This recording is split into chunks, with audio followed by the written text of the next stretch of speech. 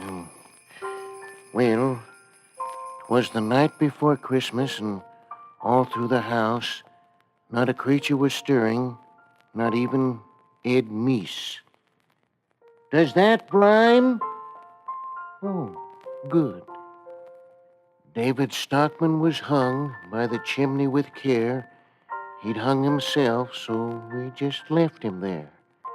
Caspar Weinberger was nestled all snug in his bed, while visions of Star Wars danced in his head.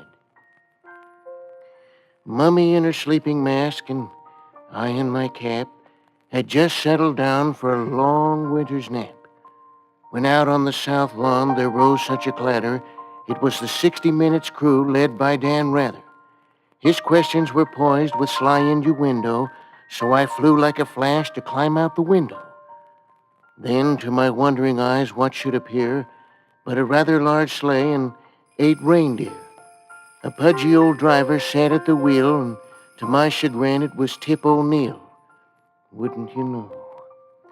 A bundle of bills he had flung on his back, and he smiled broadly as he unloaded his sack.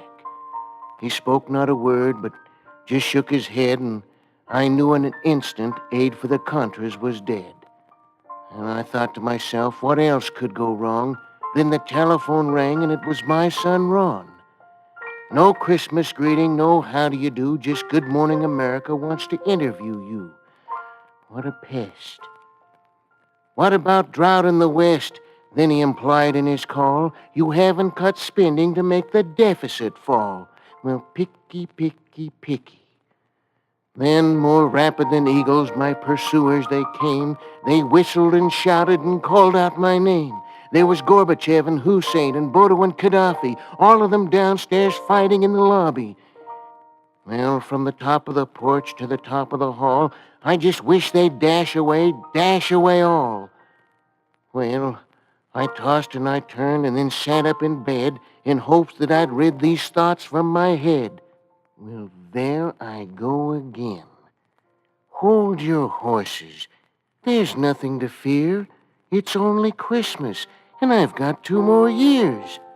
So grab onto your pillows and hug them real tight. A Merry Christmas to all, and to all a good night. Oh, and good luck on those new tax returns.